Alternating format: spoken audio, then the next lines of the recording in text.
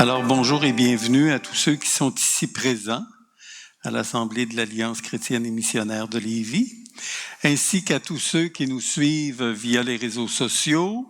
On est aujourd'hui le 12 novembre 2023 et c'est un dimanche qui est mis à part pour parler de l'Église persécutée à travers le monde. Alors, comme à l'habitude, je vais co-animer cette rencontre-là avec Lise Boisseau, qui est la porte-parole de l'Église persécutée dans notre Assemblée. Quand on pense à l'Église persécutée, habituellement, on pense à Lise. Donc, avant d'aborder le thème de cette année, qui est de l'amertume à la joie, nous allons regarder ensemble la situation des chrétiens persécutés dans le monde par l'Index mondial de persécution. Il représente 1 chrétien sur 7. Ça veut dire que les chrétiens sont persécutés partout dans le monde, mais cette année, nous allons voir particulièrement la persécution en Afrique, parce que c'est là que les chrétiens sont vraiment le plus persécutés. On a placé sur les chaises, mais là, on espérait que tout le monde serait là, mais à cause de la grippe, il y a plusieurs personnes qui ne sont pas là, mais on avait placé sur les chaises avant le culte des papiers proportionnellement au nombre que nous sommes dans l'Assemblée pour que vous puissiez visualiser ce que représente la situation des chrétiens persécutés. Donc, dans notre Assemblée, là, ça représenterait à peu près 20 chrétiens. Alors, ceux qui avaient un papier, là, levez-vous là, juste pour qu'on puisse voir que puis si vous autres, vous n'en aviez pas un, puis qu'il y en avait un à côté de vous autres, levez-vous. Donc, ça veut dire que les gens que vous voyez debout, là, c'est des gens qui seraient violemment persécutés à travers le monde.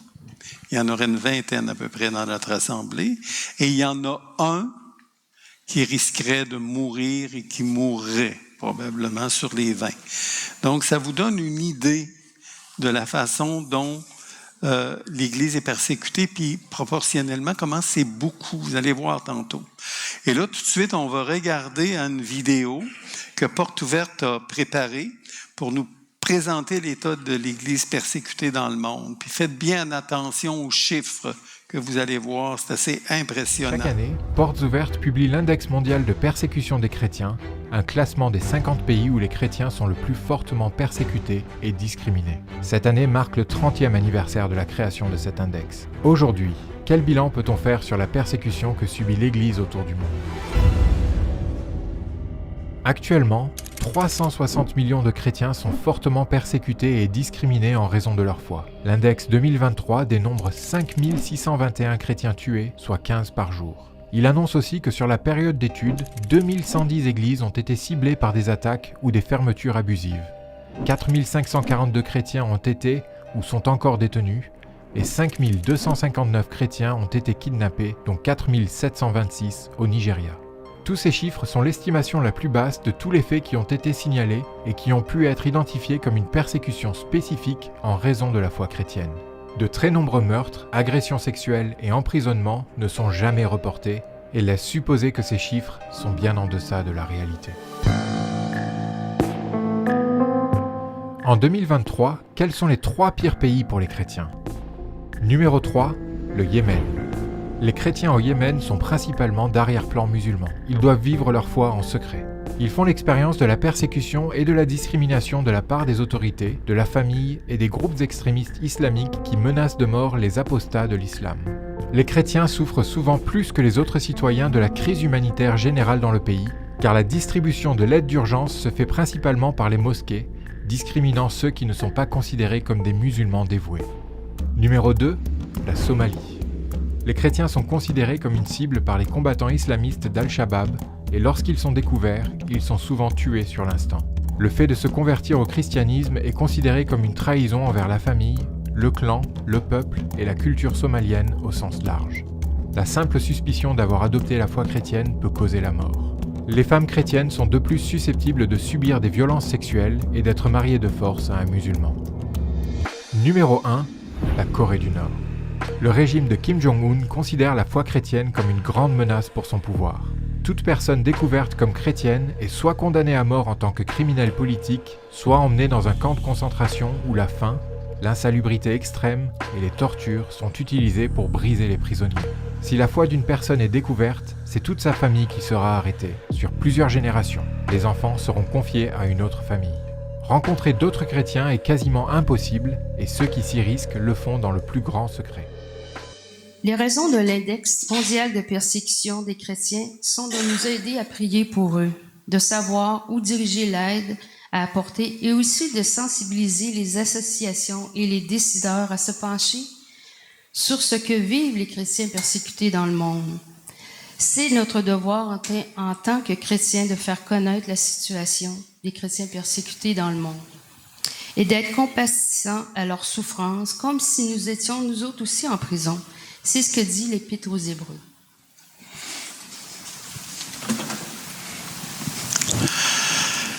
Alors, l'Épître aux Hébreux, voici ce qu'elle dit. « Souvenez-vous des prisonniers comme si vous étiez aussi prisonniers, de ceux qui sont maltraités comme étant aussi vous-même dans un corps. » Ça fait mal de se faire maltraiter pour eux, ça ferait mal pour nous aussi. Beaucoup de nos hommes politiques et de Québécois ignorent que les chrétiens sont la minorité la plus persécutée dans le monde. C'est important de se rendre compte que nous défendons tous les droits des minorités au Québec, sauf les droits des chrétiens persécutés. En tant que chrétiens, nous sommes la voix du Seigneur auprès de nos autorités. Et remarquez que l'apôtre Paul lui-même a fait valoir ses droits de citoyen romain dans Actes 22-25, et cela lui a permis d'être protégé par la justice romaine, d'échapper aux autorités juives qui voulaient le tuer et d'être conduit à Rome où il a été détenu. Et c'est de cette prison-là qu'il a écrit beaucoup de ses lettres aux églises. Dieu a le pouvoir de se servir de qui il veut pour faire justice à des chrétiens qui sont condamnés injustement, comme il a aussi le pouvoir de laisser en prison un chrétien pour répandre l'Évangile en prison selon son plan. Car auprès des prisonniers et des tortionnaires, il y a beaucoup de conversions aussi, là, par des chrétiens qui sont en prison. Donc, parler de l'Église persécutée, c'est aussi une bonne occasion de parler de l'Évangile, de la Bible et de la véritable Église de Christ. Donc, c'est un sujet qui nous permet d'aborder beaucoup de choses. Donc, Lise, elle va vous parler du thème de l'Église persécutée cette année. Alors, comme on a dit tout à l'heure, le thème de l'Église persécutée en 2023, c'est de l'amertume à la joie. Et le symbole est le camphrier du Nigeria. C'est quoi le camphrier du Nigeria? C'est un grand arbre dont les feuilles ne tombent pas et qui peut atteindre 30 mètres de haut. Il pousse dans la brousse sur le bord des routes quand les autres arbres ont tous perdu leurs feuilles et sont morts. Ces feuilles brillantes dégagent une odeur agréable de camphre quand on les écrase. Ses racines s'enfoncent profondément dans le sol et ils dispensent un ombre bienfaisante alors que tous les arbres sont morts. Cet arbre, c'est une image de ce que sont les chrétiens persécutés. Plus leurs conditions de vie sont difficiles, plus ils s'ancrent dans la foi et plus ils répandent un parfum agréable pour Dieu quand on les maltraite. Mais cela n'empêche pas que les chrétiens, par moments, peuvent se sentir abandonnés, d'où le thème de l'amertume à la joie. Et ça, c'est un des grands paradoxes pour un enfant de Dieu, qui est de savoir que nous sommes nés de Dieu et de se sentir, à cause des circonstances, abandonnés de Dieu. C'est un paradoxe parce que ça semble irrationnel, et je dirais même illogique, selon notre compréhension de l'amour. Que Dieu permette que ses enfants soient atteints par la souffrance, par la persécution, par la maladie, par des accidents qui peuvent les laisser infirmes pour le restant de leur jour, c'est difficile à comprendre. S'il y a une chose qu'on n'est pas capable de mettre ensemble, c'est amour et souffrance. De plus, s'il y a une chose que nous avons de la difficulté à faire, c'est de dire à Dieu notre désappointement, qu'il laisse se produire la souffrance dans nos vies. Puis j'attire votre attention là-dessus parce qu'on va voir tantôt. Nous pouvons le penser, notre désappointement, mais de là à le verbaliser, il y a une énorme distance. Puis ce que nous devrions savoir, là, c'est que Dieu, il pénètre nos pensées. Il le sait déjà, notre désappointement. Puis notre désappointement, il peut même aller jusqu'à l'amertume. Et il nous demande, Dieu nous demande de le lui exprimer, parce que lui exprimer, c'est thérapeutique. Ça a un pouvoir de guérison et d'encouragement. On va voir l'exemple de David. David il a exprimé à plusieurs reprises sa déception, son amertume, puis il n'est pas le seul, là, je pense à Jérémie. Là. Jérémie, à plusieurs reprises, là, il n'était pas tendre dans sa façon d'exprimer sa déception et son amertume. Et c'est ça, David a exprimé plusieurs fois son amertume et ses désappointements devant l'inaction apparente de Dieu. C'est ce qu'il a fait dans le psaume 13. Donc, jusqu'à quand, Éternel, m'oublieras-tu sans cesse? Jusqu'à quand me cacheras-tu ton visage? Jusqu'à quand aurai-je des soucis dans mon âme et chaque jour des chagrins dans mon cœur? Jusqu'à quand mon ennemi s'attaquera-t-il à moi? Ces 4 jusqu'à quand témoignent que David il est au bord du découragement, vraiment.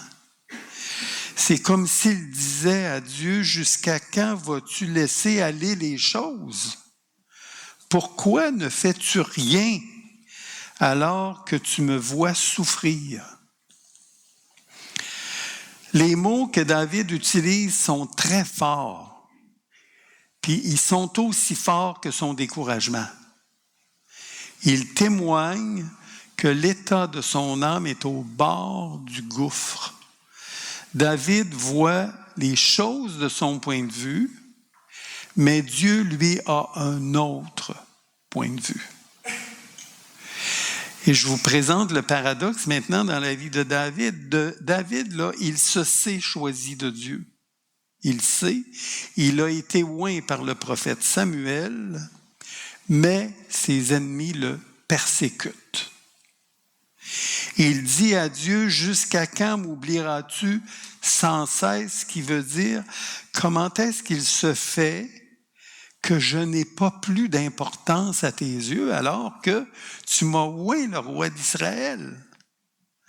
J'ai comme l'impression que tu m'oublies, là, que tu oublies ce que tu m'as promis. Jusqu'à quand me cacheras-tu ta face, qui veut dire, j'ai l'impression que tu te désintéresses de moi comme si j'étais ton ennemi. Tu ne me sembles pas faire la différence entre moi et mon ennemi. Là. C'est mon ennemi qui a raison sur moi actuellement. Jusqu'à quand me laisseras-tu dans la misère et dans les larmes et même dans l'angoisse et laisseras-tu mes ennemis m'attaquer sans que tu n'interviennes parce que je sais que tu as la puissance d'intervenir en ma faveur? Comment est-ce que ça se fait que tu ne le fais pas? C'est ce que David exprime. Mais il n'en reste pas là. Il continue. Il dit à Dieu, regarde, réponds-moi, Éternel, mon Dieu. donne la lumière à mes yeux, afin que je ne m'endorme pas du sommeil de la mort. David, là, il demande à Dieu de regarder la situation qu'il est en train de vivre et il lui demande de donner la lumière à ses yeux. Autrement dit, montre-moi des choses que je ne vois pas. Il demande à Dieu de l'éclairer parce que sinon, il risque de basculer dans le découragement. Il parle même du sommeil de la mort. C'est beaucoup ça, là. Il pense même que c'est préférable de mourir plutôt que de vivre. Et il continue en disant, « En effet, mon ennemi pourrait dire, je l'ai vaincu, et mes adversaires se réjouirent en me voyant ébranlé. » Donc David demande à Dieu de manifester sa puissance pour que ses ennemis ne se réjouissent pas de ce qui lui arrive, de l'avoir vaincu, et de le voir ébranlé, c'est-à-dire de le voir perdant sa confiance en Dieu. Mais là, après avoir dit ça, il dit, « Mais j'ai confiance en ta bonté. J'ai de la joie dans le cœur à cause de ton salut. Je veux chanter en l'honneur de l'Éternel, car il m'a fait du bien. » Et là, on voit que le fait d'avoir exprimé à Dieu son désappointement de la situation de persécution qu'il vit de la part de ses persécuteurs, là, Dieu lui a ouvert les yeux sur une réalité tellement plus grande que ses souffrances. La joie que lui procure son salut. Ses ennemis, ils vont tous aller en enfer, mais pas lui. Et ça réjouit son cœur. C'est ça qui lui donne de l'assurance. Donc, la joie de son salut repose sur la personne même de Dieu. David a retrouvé la conviction qu'il peut faire confiance à Dieu malgré les circonstances, parce qu'il sait que Dieu est au contrôle parfaitement sur les circonstances. Ses souffrances sont temporaires, son salut, lui, y est éternel. Donc, c'est le fait de se savoir sauvé par Dieu qui procure la confiance et l'espérance aux croyants en Jésus. Et la Bible nous dit que l'espérance ne trompe pas. Parce que l'espérance est produite par l'amour que Dieu dépose dans nos cœurs par le Saint-Esprit. C'est Romains 5,5 qui nous dit ça. Il dit, « Or, l'espérance ne trompe point, parce que l'amour de Dieu est répandu dans nos cœurs par le Saint-Esprit qui nous a été donné. » Et c'est là qu'on voit la différence entre l'espérance et l'espoir. L'espoir repose sur la réalisation potentielle d'un désir qu'on a. On veut quelque chose, on espère que ça va se réaliser, puis ça va peut-être se réaliser, puis peut-être pas. Tandis que l'espérance, elle repose sur une promesse inconditionnelle de Dieu. Et c'est ça qui permet aux chrétiens persécutés de tenir bon malgré les persécutions, parce qu'ils ont les yeux fixés sur la promesse qu'ils savent certaine. Ils ont cette certitude en eux par le Saint-Esprit. Parce que c'est Dieu lui-même qui a fait la promesse, et cette promesse-là, c'est qu'ils ont la vie éternelle, parce qu'ils ont mis leur espérance et leur confiance dans le sacrifice de Jésus. Puis c'est pour ça que l'apôtre Paul pouvait dire dans 2 Corinthiens 17, car nos légères afflictions, puis il en a enduré un moyen coup, l'apôtre Paul, là, car nos légères afflictions du moment présent produisent pour nous, au-delà de toute mesure, un poids éternel de gloire, parce que nous regardons non aux choses visibles, mais à celles qui sont invisibles, car les invisibles sont passagères et les visibles sont passagères et les invisibles sont éternels. Et ce qu'on va voir ce matin, les exemples qu'on va voir ce matin portent sur cet aspect-là, que l'amertume est souvent le tremplin qui conduit à la joie, que d'exprimer notre déception à Dieu lui permet de nous connecter sur les réalités invisibles qui, elles, sont éternelles. Et on va regarder une vidéo de Porte ouverte, là, puis vous allez voir que c'est assez éloquent.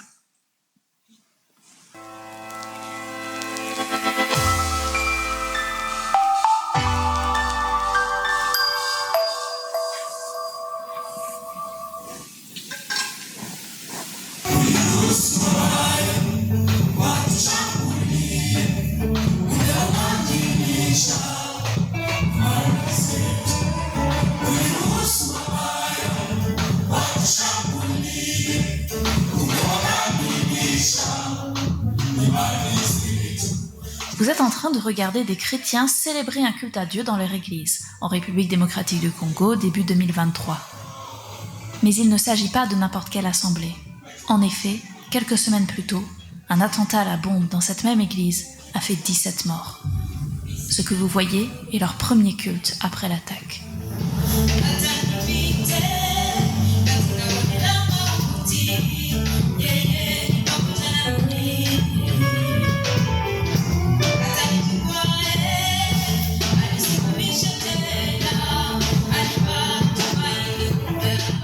La joie est le choix qu'ils ont fait face à l'horreur. En effet, c'est loin d'être la première attaque de ce type. Dans de nombreuses régions d'Afrique subsaharienne, les chrétiens subissent la violence, les meurtres, les enlèvements, les viols. Tout ça de la part d'extrémistes qui, s'ils ne peuvent empêcher les chrétiens d'adorer Jésus, sont alors résolus à les exterminer.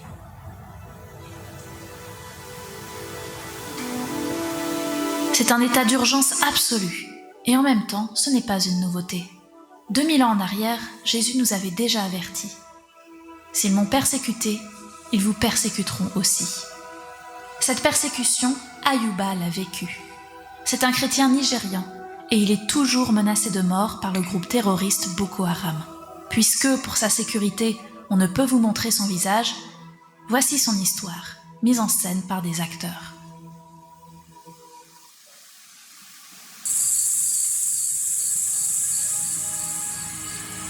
En pleine nuit, nous avons entendu un premier tir.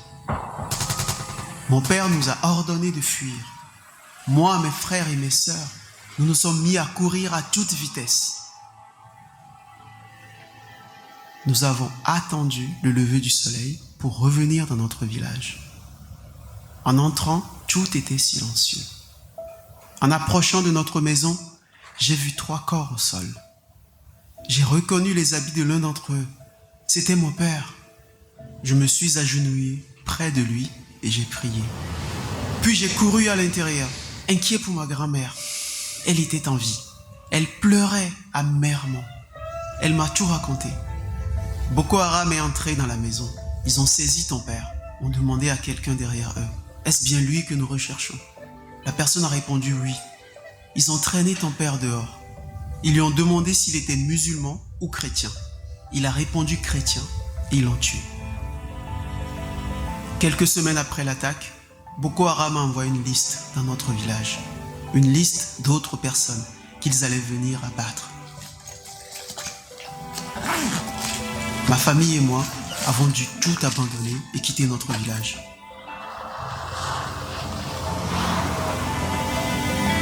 J'étais rempli de colère et de haine. J'en voulais à Dieu. J'étais résolu à venger la mort de mon père. Ayuba voulait se venger de l'homme qui avait dénoncé son père quand Boko Haram a attaqué. Portes ouvertes l'a invité, lui et ses frères et sœurs, dans un centre d'aide post-traumatique pour qu'ils puissent y recevoir soins et conseils.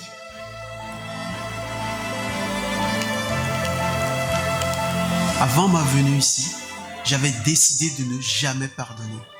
J'étais obsédé par la vengeance. Mais maintenant, j'ai trouvé la paix et l'espoir. J'ai appris à pardonner, à tout laisser au pied de la croix. Et si un jour, je dois être tué comme mon père, qu'il en soit ainsi.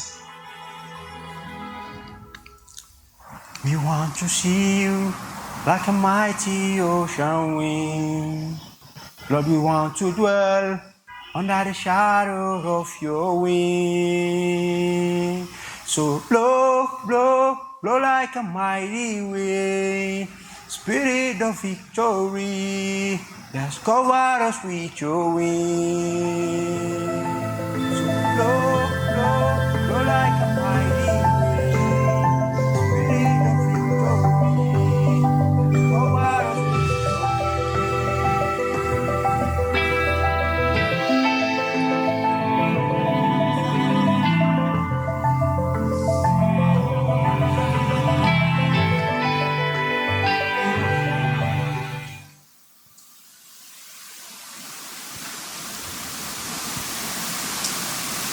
Amen pour ce témoignage. Nous pourrions vous présenter beaucoup d'autres exemples. Nous en avons choisi quelques-uns pour vous illustrer que quelquefois la décision de suivre Jésus peut être durement mise à l'épreuve. La mise à l'écart de la société est un puissant moteur de persécution utilisé pour punir ceux qui veulent suivre Jésus en Afrique de l'Est. Les chrétiens sont exclus de leur communauté ou de leur famille, privés de leurs droits, de leur emploi ou de l'accès aux services publics. Des femmes converties sont contraintes au divorce, voire jetées à la rue avec leurs enfants. Ces formes de persécution ont un impact sur la vie physique, spirituelle et émotionnelle des croyants. Cela peut amener les chrétiens à douter de leur décision à suivre Jésus et briser leur espoir. Mais grâce à Dieu, beaucoup de ces disciples de Jésus font preuve d'une qualité indispensable pour survivre à l'épreuve et continuer à bénir leurs prochains. Cette qualité, c'est la résilience. Grâce à la puissance de l'amour de Dieu et à sa parole, grâce à vos prières et à votre soutien, ces chrétiens parviennent à se relever encore et encore. En Christ, ils sont rendus capables de ne jamais se lasser de faire du bien. En passant, la résilience, ça ne va pas de soi. Ce n'est pas une attitude innée chez l'être humain. Il ne s'agit pas d'une résignation, de fermer les yeux, de se contenter de survivre. Non. C'est quelque chose qui peut se manifester en dépit des circonstances les plus atroces. Elle est rendue possible par une belle rencontre, du courage induit par l'Esprit, d'une solide théologie de la souffrance et d'un soutien de la part de l'ensemble du corps de Christ. Alors, voilà le témoignage que Jean va vous partager sur cette résilience qui est née de l'adversité, mais aussi de la grâce et de l'espérance. Je vais vous raconter l'histoire d'un jeune et de sa famille. On a choisi son histoire parce qu'elle est typique des histoires de conversion au Christ Jésus. Le jeune homme, il s'appelle Wazwa, il a vu son père musulman vouloir tuer son épouse et ses enfants parce qu'elle s'était convertie au christianisme. Donc, vous voyez le portrait. À cause de ça, Wazwa, il a pensé de se tuer puis de tuer ses frères et sœurs. Aucune espérance. Tellement il était désespéré. Il n'était pas converti à ce moment-là. Sa mère a été empoisonnée et finalement tuée. Je vais vous raconter l'histoire tantôt. Mais sa foi a été une source d'inspiration pour ses enfants et pour de nombreux musulmans qui aussi se sont convertis. Donc, c'est l'intervention de Dieu qui répondait à leurs prières et par porte ouverte et des pasteurs qui ont redonné de l'espérance à Wazwa et à ses frères et sœurs. Puis je vous raconte ici son histoire. Puis quand je vous raconte son histoire, mettez-vous à sa place. Donc, Wazwa, il dit, mon père qui était musulman et les autres musulmans de notre communauté n'aimaient pas que ma mère parle de sa foi en Jésus. Ils ont ruiné son entreprise. Ils ont voulu nous tuer, nous obligeant à quitter notre maison. Nous avons dû nous enfuir dans une autre région pour nous mettre à l'abri. Nous dormions dans des bâtiments en construction et nous devions mendier notre nourriture. Wazwa était tellement découragé, c'est à ce moment-là qu'il a songé de mettre fin à ses jours et à ceux de ses frères et sœurs. Il dit, ma famille n'avait nulle part où aller. Une nuit, un inconnu a attaqué, battu, violé la mère de Wazwa. Une expérience effroyable pour elle et ses enfants. Et malgré ce traumatisme, Wazwa raconte que la foi de sa mère n'a jamais faibli. Elle a continué à faire confiance à Dieu. Il dit, nous avons vu sa foi et nous avons décidé de suivre Jésus, nous aussi. Il dit, Dieu répondait à nos prières. Il envoyait des étrangers qui nous donnaient de la nourriture ou d'autres formes d'aide. Et ça nous a donné de l'espérance et nous a poussés à faire encore plus confiance à Dieu. Par toutes ces situations-là, Dieu était en train de construire la foi de ce jeune homme-là. Un pasteur leur a trouvé un logement, ils ont commencé à partager l'Évangile avec des musulmans, puis là, il y en a 80 qui se sont convertis, qui ont accepté de suivre Jésus suite à la prédication de la mère de Wazwa. Elle a finalement été empoisonnée, cette femme-là, par un extrémiste. Elle est morte soudainement, plongeant à nouveau les enfants dans la misère. Là, tu sais. Ils ont été placés dans différentes familles chrétiennes et Wazwa, lui, a été recueilli par un pasteur. Les partenaires de Porte Ouverte ont pris contact avec le jeune homme. Ils lui ont prodigué des conseils et des séances de soins post-traumatiques.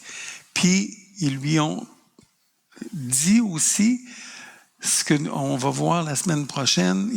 Ils lui ont communiqué quelle est la théologie de la souffrance dans la Bible, parce qu'il y a une théologie de la souffrance dans la Bible. Donc, sous la direction du pasteur, Wazwa a développé une grande passion pour le service auprès des enfants vulnérables. Il a créé son propre ministère auprès des orphelins parce qu'il a lui-même vécu la souffrance. Il peut comprendre ce que ces jeunes-là vivent. Il dit, chaque fois qu'il leur raconte son histoire, leur espérance en Christ est renouvelée. La résilience, comme Lise l'a dit tantôt, c'est pas inné. Elle ne se forge pas dans le confort et l'abondance. Et la vie de Wazwa démontre qu'elle naît au contraire de l'adversité, mais aussi de la grâce et de l'espérance et de l'exemple persévérant de ceux qui nous entourent. Parce que l'exemple des autres, ça a vraiment une grande importance pour tenir bon. Et là, c'est Lise qui va continuer.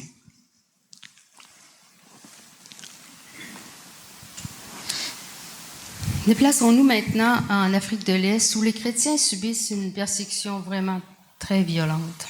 Dans chaque histoire de persécution, on trouve Dieu qui console, qui restaure, qui change le mal en bien et qui donne aux chrétiens la force d'aimer leurs ennemis.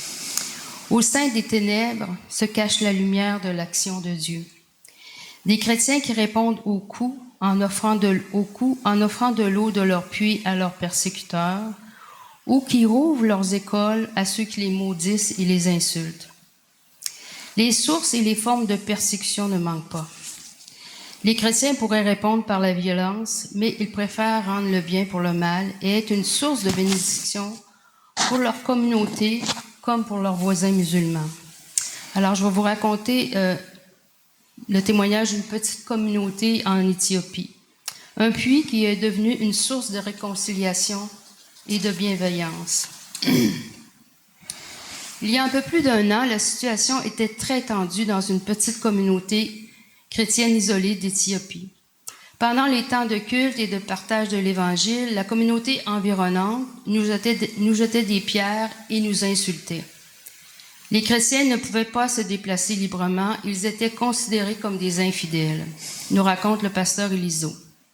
Mais aujourd'hui, tout a bien changé. Lors d'une visite des partenaires locaux de Porte Ouverte, ils ont discuté avec les chrétiens de la rareté et de la valeur de l'eau. Ainsi est né un projet, ils ont construit un puits. En 2022, le puits a été construit dans l'enceinte de l'église et la vie a changé pour la communauté de bien des manières. Environ 1000 familles en ont bénéficié. Chacun peut utiliser l'eau pour sa consommation personnelle, mais aussi pour l'agriculture. Les récoltes, maintenant, se font 3 fois par année, qui auparavant, ça faisait juste 1 fois par année. Les bénéfices permettent aux chrétiens de subvenir à leurs besoins, d'offrir leur libéralité à l'Église et pour certains d'envoyer leurs enfants à l'école. Mais pas seulement ça. Les gens étaient malades, ils mouraient à cause de l'eau impropre à la consommation. Depuis que ce puits a été offert, nous sommes en meilleure santé, dit Abdellah, un musulman du village. Les chrétiens ont utilisé ce puits comme moyen de bénir leur communauté, de répondre aux persécutions à la lumière de l'Évangile. Le puits est accessible à tous, gratuitement, tant aux chrétiens qu'aux musulmans. Il est devenu le symbole d'une réconciliation, comme nous l'explique le pasteur Eliso. Ce projet est une école pratique d'empathie et de coopération. Nos voisins non chrétiens ont suivi l'exemple et ont appris à nous montrer de la bienveillance en retour. Riches et pauvres, musulmans et chrétiens travaillent maintenant ensemble et cette région est reconnue comme une région paisible. La vie des gens a complètement changé.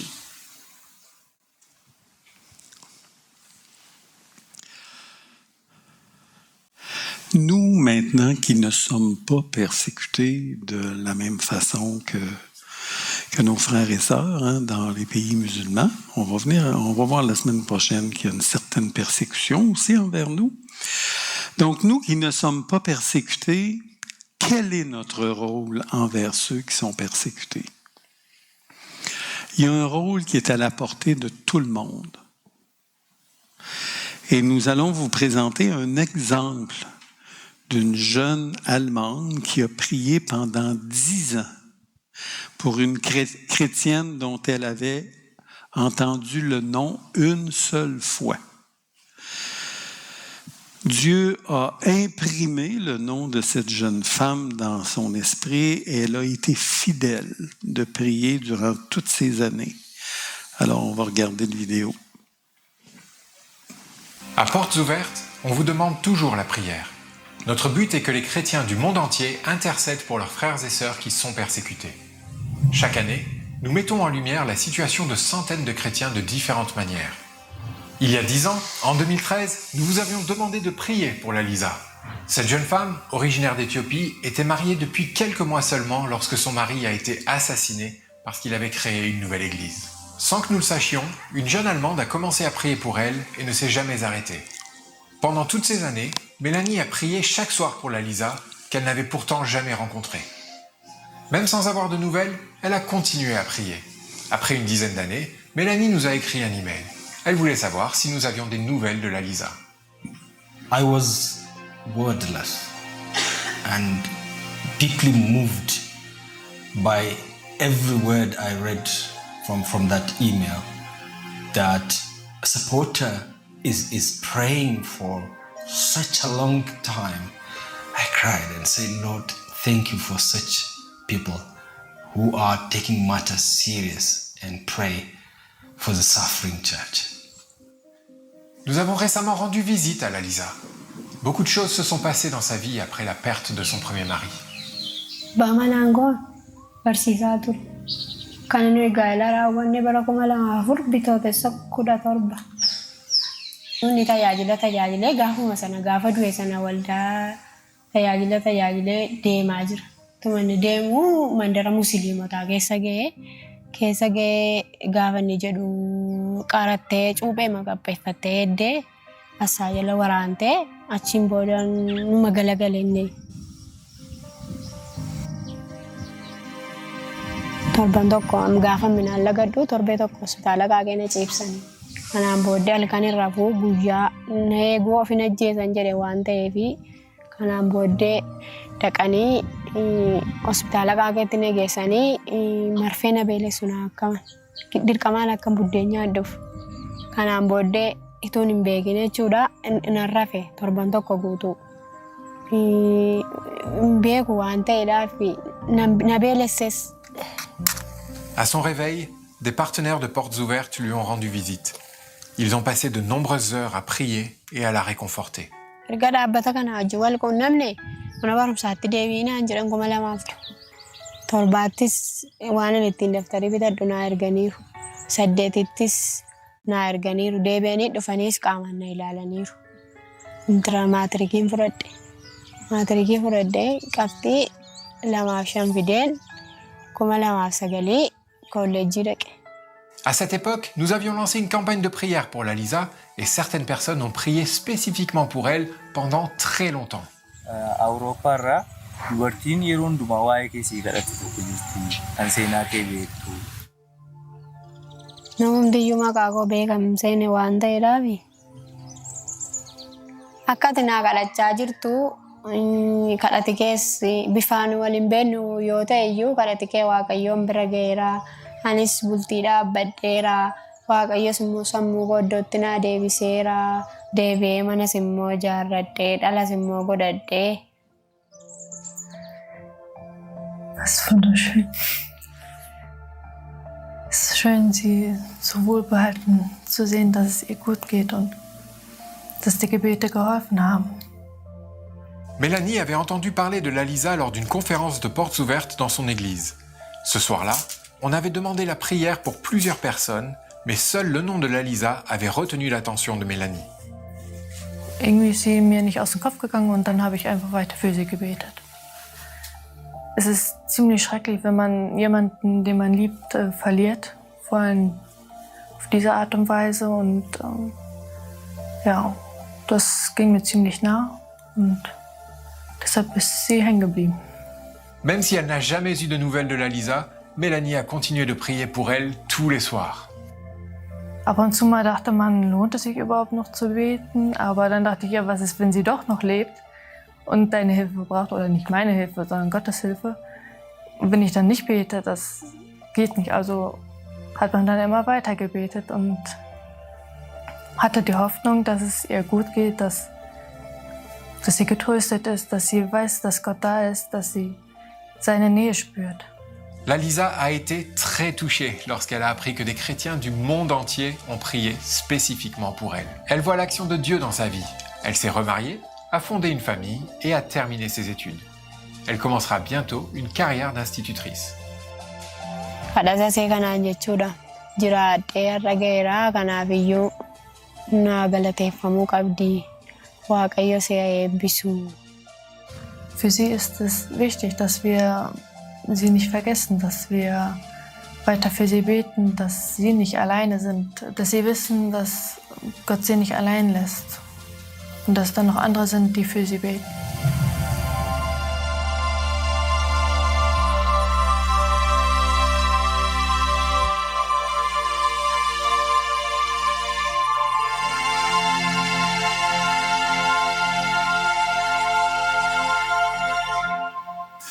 Dans le fond, l'exemple de cette jeune Allemande, c'est qu'elle savait un nom et pas grand-chose.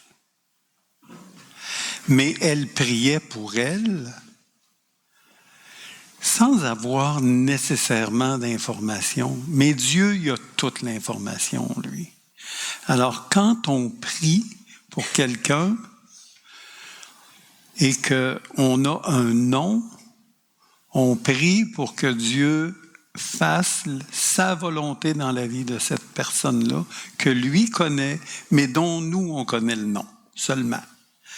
Et ça, c'est important de cultiver cette façon-là de faire. Quand Dieu vous met un nom, ça peut être un nom d'une personne dans l'Église. Et si vous le met dans la tête, là, vous n'avez pas besoin de tout savoir. Ce que vous avez besoin de savoir, vous le savez, c'est le nom. Priez pour que Dieu fasse ce qu'il a à faire dans la vie de cette personne-là au moment où il vous met le nom dans la tête. Ça, je trouve que c'est important qu'on prenne cette habitude-là. Donc, c'est sur ce message-là qu'on va terminer notre rencontre aujourd'hui. Dieu veut que nous prions pour que nous ayons la joie de le voir agir selon sa volonté. Et chaque semaine, vous recevez des intentions de prière en faveur des chrétiens persécutés. Prenez le temps de vous arrêter et de porter vos prières devant le trône de la grâce. On est la voix de ces personnes-là pour les amener au trône de la grâce. Pour que Dieu soutienne nos frères et sœurs, puis ils sont persécutés pour une chose, à cause du nom de Jésus. Je vous laisse avec cette parole-là de l'apôtre Pierre qui nous affirme que si un jour nous aurons part à la gloire, puis quand on parle de la gloire, puis de ce qui va nous attendre dans l'éternité, on est toujours très excité, n'est-ce pas? Là, c'est quelque chose qui nous excite. Mais il dit que si on va avoir part à la gloire, ce de quoi nous nous réjouissons, il n'y a rien d'anormal à ce que nous participions aussi aux souffrances de Christ. Écoutez bien ce qu'il dit. Mes chers amis, vous avez été plongés dans la fournaise de l'épreuve. N'en soyez pas surpris comme s'il vous arrivait quelque chose d'anormal. Au contraire, réjouissez-vous car vous participez aux souffrances de Christ afin d'être remplis de joie quand il paraîtra dans toute sa gloire. Si l'on vous insulte parce que vous appartenez au Christ, puis ça, là, c'est pas normal qu'on pense comme ça. Si l'on vous insulte parce que vous appartenez au Christ, heureux êtes-vous, car l'Esprit glorieux, l'Esprit de Dieu, repose sur vous. Donc, comme matière à réflexion, cette semaine, je vous laisse avec 3 questions. Première question, est-ce que vous avez pris l'habitude de prier pour l'Église persécutée? Ça devrait être une habitude qu'on a. On mange 3 fois par jour, on a 3 fois par jour l'occasion de penser à ceux qui n'en ont pas de nourriture. Puis on a 3 fois par jour l'occasion de penser à l'Église persécutée. Est-ce que vous vous êtes demandé, vous autres, comment vous réagiriez si vous aviez vous-même été persécuté? Si vous étiez vous-même persécuté, comment est-ce que je réagirais? Il paraît que quand la persécution arrive, là, il y a beaucoup de chrétiens qui se défilent. Est-ce que vous avez pris sérieusement la décision de choisir d'être persécuté pour Christ? C'est une décision qu'on doit prendre. Est-ce que vous l'avez pris, cette décision-là? De choisir, c'est un choix que nous avons d'être persécutés pour Christ. Puis la prédication de la semaine prochaine est prête aussi. Je vais vous poser la même question. C'est important de prendre la décision de choisir. Oui, si un jour il y avait une persécution sérieuse, je choisis d'être persécuté avec tout ce qui va avec.